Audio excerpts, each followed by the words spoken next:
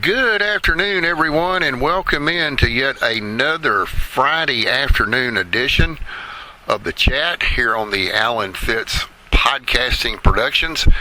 Alan Fitz, your host for the program this afternoon, and welcome into the program. Well, this is something that I wanted to actually put on this program earlier in June, but I just absolutely could not tweak the pre-recorded shows and shift them out of sequence to do this. So we're going to talk about it this afternoon. It's a new law that went into effect July the 1st here in the great state of Texas. Some of you may know about it and some of you may not be aware of this, but Texas has said goodbye now to temporary paper license plates.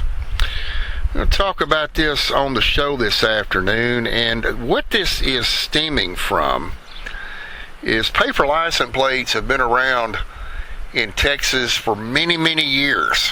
As a matter of fact, decades, if memory serves me correctly. And people have actually abused the situation, but it has gotten so bad in the last couple of years that a bill was introduced in this last legislative session down Austin way, and they got it through the House, they got it through the Senate, and Texas Governor Greg Abbott signed it into law. This is referring to House Bill 718. Now, again, the last legislative session back in 2023, lawmakers passed it up to the governor. He decided not to veto it, but rather sign it into law. And what this House bill rather did, it phased out paper license plates. So now the new law requires that if you are in the market to shop for a new or used vehicle, you need to grab a chair, maybe a cup of coffee, or whatever your favorite beverage may be, and take a listen to this segment of the chat this afternoon, because I'm going to explain to you a little bit into detail about House Bill 718 and why it came to be, and if you are that individual or individuals looking to purchase a new or used vehicle here in the Lone Star, now it's a different process than what it used to be. Now we'll go back in time, if you will. And you remember you could go to, say, AAA car lot, wherever it may be at, or Dan's car lot, or Joe Blow's car lot, or even Mary Jane's car lot. You saw this good-looking car or good-looking truck sitting on the lot. Well, I want to purchase that. So you would go in and make a deal with the salesman of that vehicle, and once that deal was set in stone, paperwork would be signed, and before he gave you the keys to drive off in it, well, he'd go stick a paper license plate on the back bumper. In some cases, the vehicle didn't have a bumper, so they would tape it to the back windshield of said vehicle.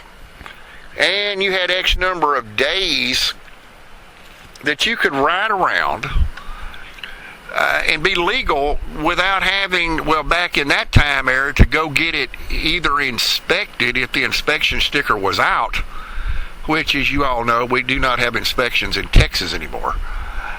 An X number of days to go to your local courthouse and get metal license plates and the famous blue and white registration sticker to make it officially legal. Now, there were times, and yes, Texas DPS and all of the different law enforcement agencies across the state had begun catching wind during this time frame that Well, some people might not have been fortunate enough to go pay the $75, $80, whatever that county in Texas was charging to get the metal license plate. So sometimes the dealer would literally break the law and issue maybe one or even two more paper license plates.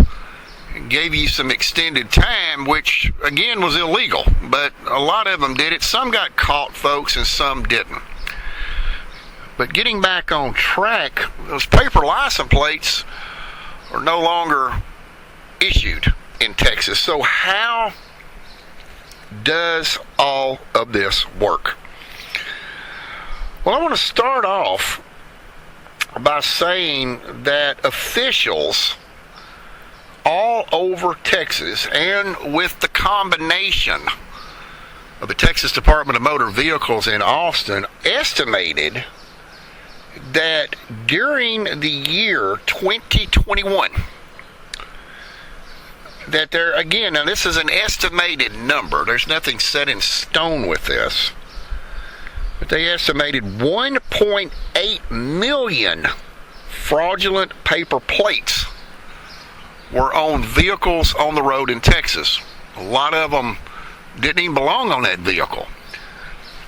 Back in the time era, when paper plates were issued, the VIN number was put on that license plate. And these people, they called them, well, the counterfeiters would, and actually before counterfeiting even started, they would switch these paper plates from one vehicle to the other, various reasons. Either they couldn't get the vehicle inspected during the inspection days of Texas, without any regard of sticking it on a vehicle, knowing that the VIN number was incorrect. Law enforcement didn't really pay that much attention. They saw it run up behind a vehicle. They saw that the expiration date had not came to be. But the VIN number and all that other junk that was printed on there was in too small a type to see unless you just got right up on it. So this became a problem all over Texas. People running paper plates, periods 9 months up to a year, not even getting the vehicle properly registered with the metal license plates and the blue and white sticker. Law enforcement officers across the state came to Austin on the last legislative session, testified in subcommittees, both for the House and the Senate, that people were being pulled over. And this especially was in Texas's largest city, down in Houston, where counterfeiters had finally realized how to mock up or duplicate, if you will, these paper license plates. And they started seeing the discrepancies in this. Arrests were made, prosecutions, but it didn't stop there. It just continued on. This is one of these situations, folks, that the more people they busted, it seemed like, the more counterfeit plates kept coming out. It was like an underground operation, which basically it was in Houston. So after a Texas police officer was killed, we're going to get into that a little bit later, this is what triggered House Bill 718 to be brought to the attention of state lawmakers. Now, car buyers, if you go to a lot anywhere in our great Lone Star, you are going to be issued a metal license plate for both the front and the back of said vehicle that you have made a deal on. Now, Texas requires front license plates, so you're going to get two of them. And what you're going to do is you're going to put those on your vehicles. Now, we're not talking about private sales. We're going to get into that here in just a few moments. This is only if you are going to an actual car lot where you have licensed car dealers. What they're going to do is they're going to give you the metal plates. Now, the dealers themselves are going to be on a system that is actually integrated into the county. Let's take here in Amarillo, let's take Potter County, for example. You're down at the Santa Fe building to get your registration, or whatever the case may be. This is prior to July the 1st. You would go in the DMV office and they would give you a replacement sticker or a new sticker for a new year. Now, what's going to happen now, since it's already past July the 1st, you're going to go in to the dealer. They're going to give you those metal license plates, and what you have to do is to make sure that that dealer enters in the VIN information on said vehicle that you're purchasing, you made the deal on, and that he enters that information into his computer system that is linked directly to the Texas Department of Motor Vehicles county office and state office in Austin. Now, mainly the way this is working, let's say that you get ABC 1234. So he's going, that's what your license plate number is. So he's going to enter in ABC 1234 into the Potter County system downtown at the Santa Fe building. Within 30 days, you must receive by mail, and in most cases it takes a couple of weeks, you will receive your registration sticker for your windshield. Now, you have to keep all documents that the car buyer, the dealer, gives you in your vehicle in the event you are stopped and professional contact is made with a law enforcement officer. It's kind of like showing you papers to the Germans, okay? The law enforcement has gone through the training statewide. They know what the paperwork looks like from the dealer, and this will show that you are in legal possession of that vehicle, but your blue and white registration sticker is absent from the windshield. Because, yeah, they're going to see that blue and white registration sticker is gone. You've got Texas license plates. You're required by law to display that, and that is a trigger point to get stopped by law enforcement and again have professional contact with that officer. So keep all paperwork that is given to you by said car dealer, keep it in your glove box, keep it in your console, folks. If you get pulled over, professional contact from law enforcement, show them your papers, and that will eliminate any problems that you would incur if you didn't have the paperwork. Okay, so now they're going to get more suspicious. Okay, you've got this vehicle, you've got these brand new metal license plates, but you don't have any paperwork to go with the registration. That will cause a red flag to be raised. So keep all your paperwork. Now, the biggest change will come from a dealer's ability to issue permanent license plates to a vehicle at the time of purchase. Now, how is this happening? Well, prior to July the 1st, the car licensed dealers had to go down and buy the license plates from the DMV people in the county. So they've already got I don't know how many plates they were required to buy. It could have been up to 50 to 100 depending on the inventory of their lot. And the DMV recorded all the license plates that were going out to the particular dealer, so they know who has possession of what metal plates. Now, if someone, and listen very closely to this, and then we're going to get into private sales. If someone buys or sells a vehicle to the dealer, now we're going in a 360 here. Now we're doing it opposite. Let's say that you take your vehicle to a licensed dealership and you want to sell it. You want to trade it in and buy another vehicle. Well, what the law requires now is that dealer will be required to remove those existing license plates from that vehicle. Those metal plates in turn can then be transferred to another vehicle of the same classification if it's sold within 10 days. Now, the law doesn't say what happens to that plate if they can't sell that vehicle within 10 days. The law just says that they transfer it if it's in the same classification. What we mean by that, if it's a passenger light truck or passenger car. We're not talking about 18-wheelers that have to have combination of portion tags.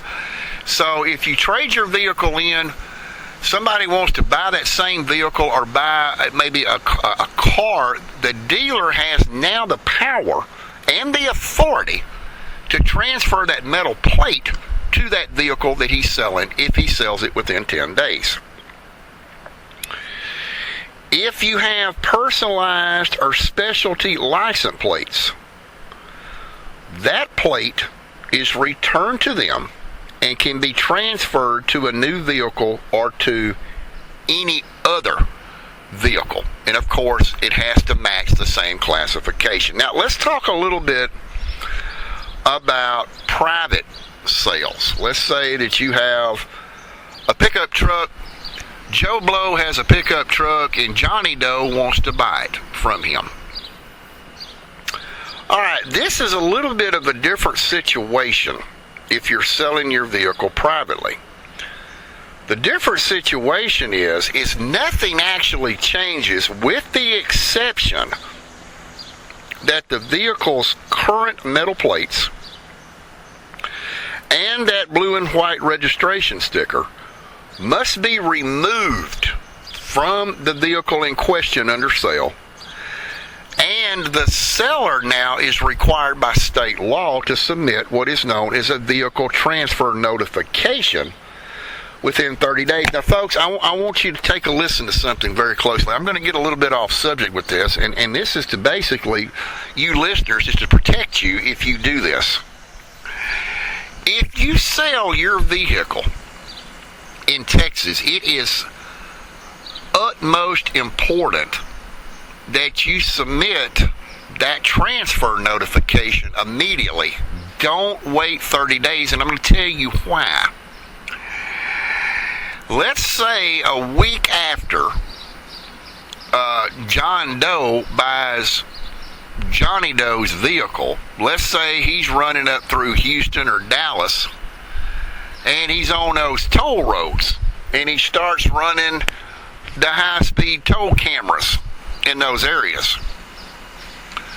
Well, who legally is going to have to pay for that? Well, it's the legal owner of said vehicle. So unless you can prove that that vehicle is no longer in your name, you're going to be responsible for paying those toll tags or toll charges, if you will.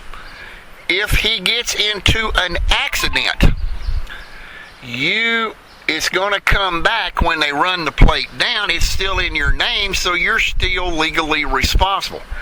Anytime you sell a vehicle, you need to go to the courthouse immediately and transfer that vehicle out of your name, because what it does, it releases all the liability of said vehicle in case something like this shows up.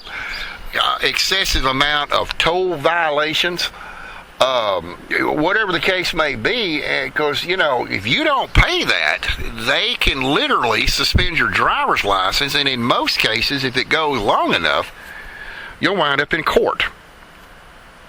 So if you're selling privately, the buyer of the vehicle, okay, so Johnny Doe is buying John Doe's vehicle, they have to submit a title and registration application to the county tax assessor's office for new plates. But let's say, for an example, that you live in Amarillo, but you're buying a privately owned vehicle by private sale, let's say in Dallas, Texas. And I just got through saying you need to immediately do this.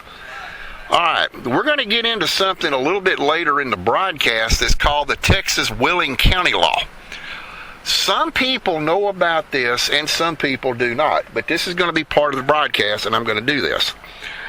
So they need to immediately go into the Dallas County tax assessor, registration office, if you're buying it from somebody, say in Dallas County, put it in your name immediately, because you can register the vehicle either in the county that you buy the vehicle in or your home county. Either one is acceptable. Okay. Now, let's do a little bit of a backstory of why the change from paper license plates to metal plates. And then we're going to get into a little bit more detail on the program. During the 2023 legislative session, lawmakers passed House Bill 718, which requires paper license plates to be phased out by July the 1st of this year.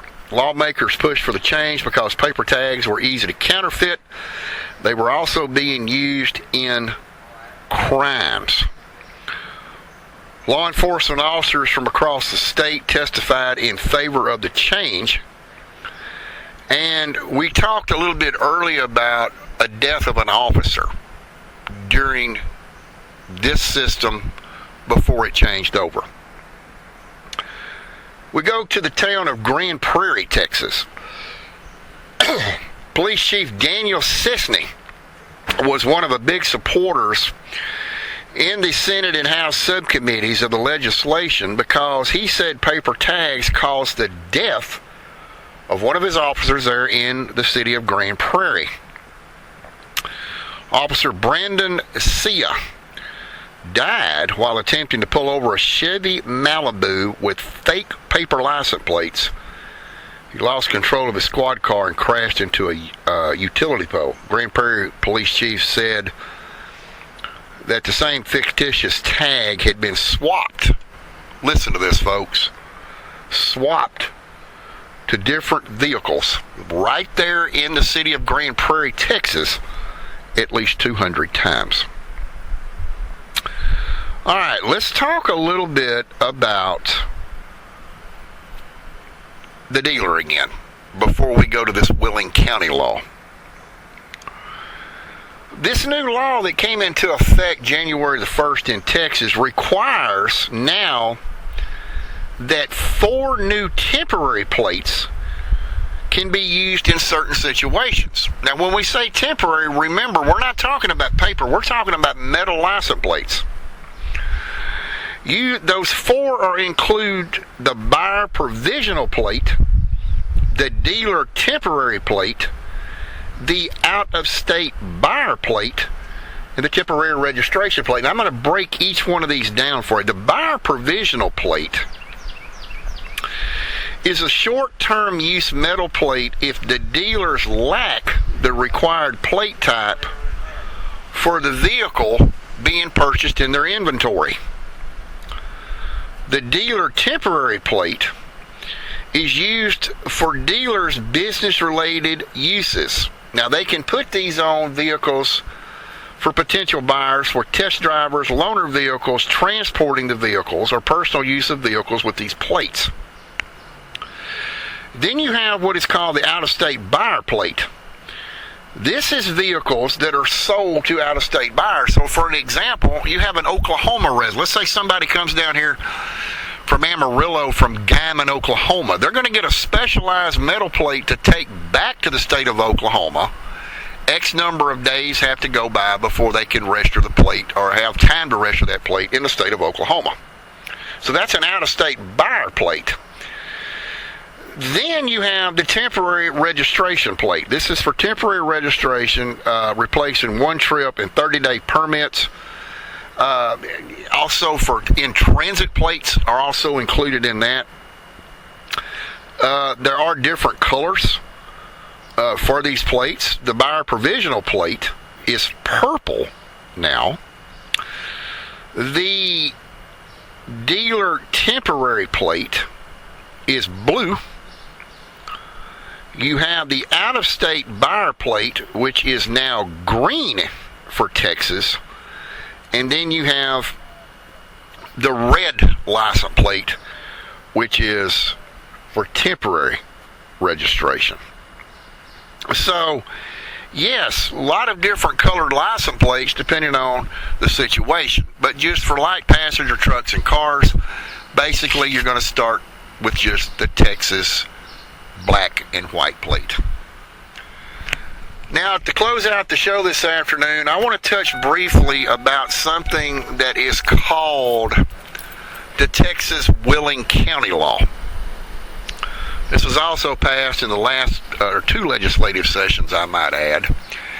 We're going to get back to the situation, and we did this on the chat several weeks back about, you're off on vacation and you notice that your license plates are about to expire, so you go on the DMV's website and you request a registration sticker to be mailed to you anywhere in Texas or even outside the state. Well, there is actually an alternative to this, and this is used and can be used now for the new buyers under this new metal license plate law in Texas, and it's called the Texas Willing County Law. And let me explain how this operates.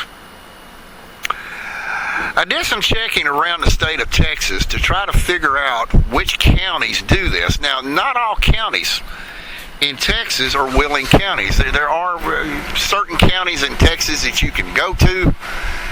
And basically what I'm referring to is, let's say that your registration is about to expire, and you're not going to be in a specific location long enough because it takes about 7 days for the state of Texas to mail this out to you.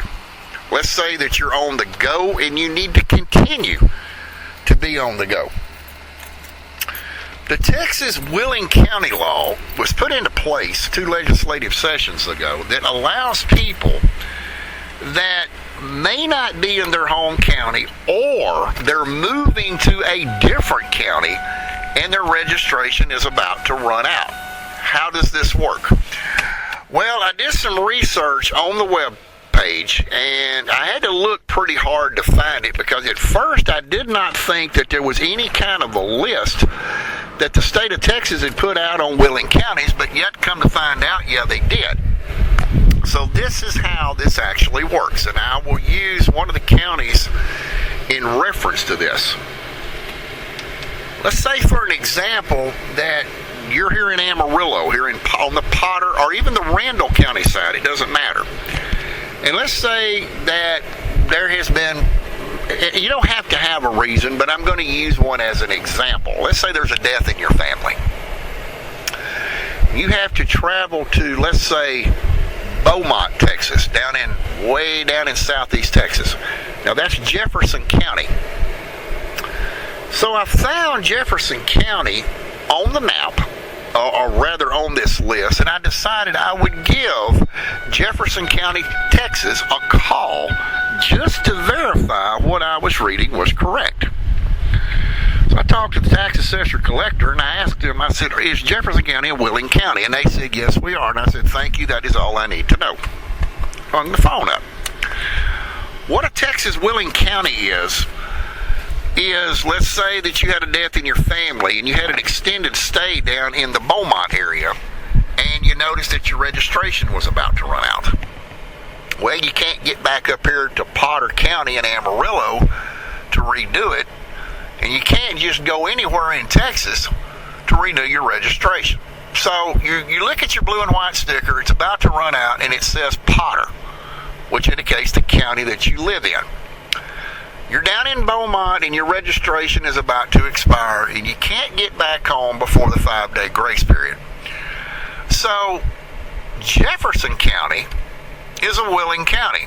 That's southeast Texas. Nacogdoches County, that's in East Texas, about 20 miles north of Lufkin, is a willing county. But Angelina County in Lufkin is not a willing county, and I'm just using these counties as an example. So what you would do is you would walk into the Jefferson County Courthouse, where the current DMV office is on the ground floor, and you would give them your license plate number, and when they run it through their computer system, you can pay Jefferson County to renew your registration and provide you with a sticker. No, it would not say Jefferson, it would actually say Potter, because that's where you live. Now, you're probably asking yourself, well, that means that Potter County would not get any money. That's incorrect, folks. Jefferson County, if they are a willing county, and they renew your registration, what actually happens is they only keep the processing and handling fee for doing your registration. The other money, or monies in this case, would be forwarded from Jefferson County to Potter County. So see, everybody gets a little bit of money by doing this. Now, I specifically did not go over the list and count how many willing counties we have here in the great state of Texas, but I only gave you a couple just to give you an idea. So if you're off somewhere and you can't wait for the state to do that, or you happen to be in a willing county outside your county and maybe your vehicle broke down or whatever the case may be, and you decide, well, it would be cheaper to buy another one and trash this garbage, you could go into a willing county right then and they could register your vehicle in your home county of residence for exactly the same amount of money that you would pay if you were living in your home county. You don't have to worry about showing your insurance card or any of that. Texas Sure, they can pull that information up immediately. And it doesn't work through your license plate, it works through your VIN number. So your VIN number is attached to your license plate number. So they would be able to verify your insurance even though you may have lost your insurance card. That would not be a problem. Texas law does require that you have a hard copy of your insurance, but it would not be required in that scenario. So there you go.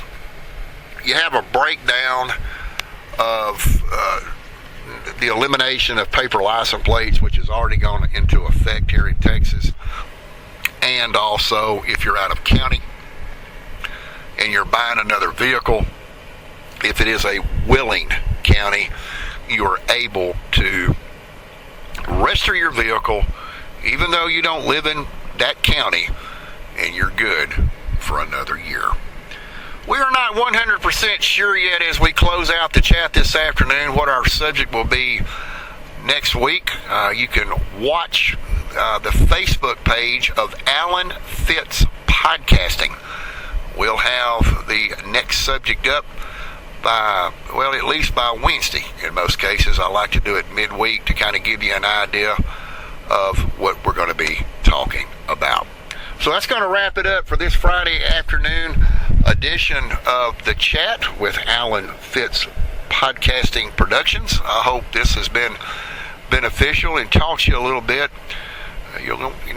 Let me throw this up as well.